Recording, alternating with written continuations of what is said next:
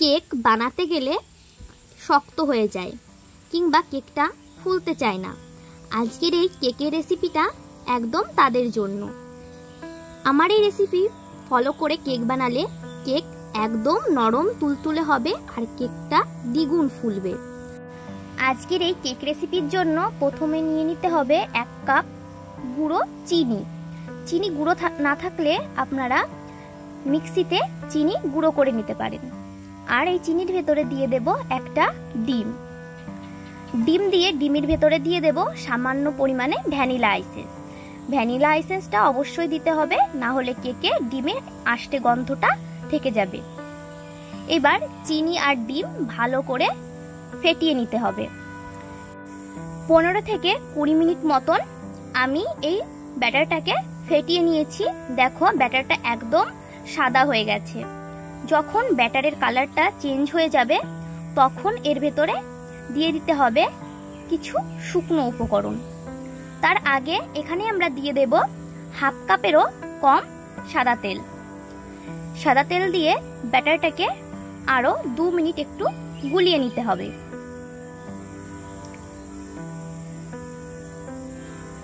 ব্যাটারের সঙ্গে তেলটাকে আমি 2 মিনিট মতন গুলিয়ে নিয়েছি। এবার এই ব্যাটারের ভেতরে দিয়ে দেব 1.5 কাপ ময়দা। ময়দাটা আমি আগে থেকে চেলে নিয়েছি। ময়দাটা না চেলে নিলে ভেতরে দলা পাকিয়ে থাকবে ময়দাটা। আমি এখানে 1.5 কাপ ময়দা দিয়ে দিয়েছি। এবার দিয়ে দেব 1/2 কাপ আমল দুধ। আমল দুধের গুঁড়ো দিয়েছি আর দিয়ে দেব 1 চামচ বেকিং পাউডার। এইবার এই শুকনো উপকরণগুলোকে এই ব্যাটারের সঙ্গে ভালো করে গুলিয়ে নিতে হবে। প্রথমে শুকনো হবে, কিন্তু ব্যাটারটা আগে থেকে জল দিলে চলবে না। যদি ব্যাটারটা একদম ঘন হয়ে যায় তখন জল দিলে কোনো সমস্যা নেই। আমার এখানে জলের ব্যবহার করিনি, ব্যাটারটা এমনি গুলে নিয়েছি। ব্যাটারটাকে আমি 5 মিনিট মতন গুলে নিয়েছি।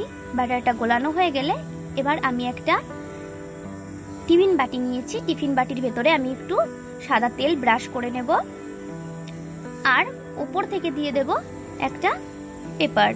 তোমরা চাইলে এখানে বাটার পেপার ইউজ করতে পারো। আমার এখানে বাটার পেপার ছিল না, তাই আমি অন্য একটা পেপার ইউজ করেছি।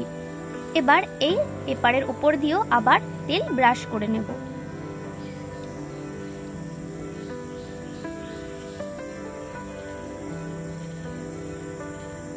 তেল ব্রাশ করা হয়ে গেলে আবারও একটু ব্যাটারটাকে গুলে নেব। ব্যাটারটা যত বেশি ফেটানো হবে কেকটা কিন্তু ততটাই বেশি ফুলবে। ব্যাটারটা গুলে নিয়ে আমি টিফিন বাটিটার ভেতরে দিয়ে দিচ্ছি। পুরো ব্যাটারটা টিফিন বাটির ভেতরে দিয়ে আমি একটু ঝাঁকিয়ে নিচ্ছি। আর এবার উপর দিয়ে আমি দিয়ে দেব কাঠবাদাম আর কাজু বাদাম।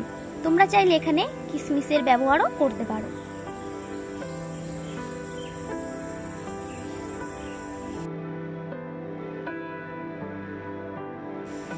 এখানে আমি কড়াইতে জল গরম করতে বসিয়ে দিয়েছিলাম। জলটা একদম ফুটতে শুরু করে দিয়েছে। তখন এর উপর একটা স্ট্যান্ড দিয়ে আমি টিফিন বাটিটাকে বসিয়ে দেব আর ঢাকনা দিয়ে ঢেকে 40 মিনিট মতন জাল করে নেব। এবার দেখো একটা টুথপিক আমি ভেতরে ঢুকিয়ে দেখছি, একটুও বাইরে লেগে আসছে না। ঠিক এই পর্যায়ে আসলে কেকটাকে নামিয়ে নিতে হবে।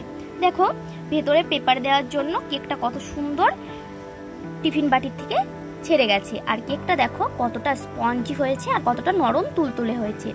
আজকের ভিডিও কেমন হয়েছে অবশ্যই আমাকে কমেন্টে জানাবে। ভিডিও ভালো লাগলে অবশ্যই একটা লাইক করবেন। আজকের ভিডিও এই পর্যন্তই।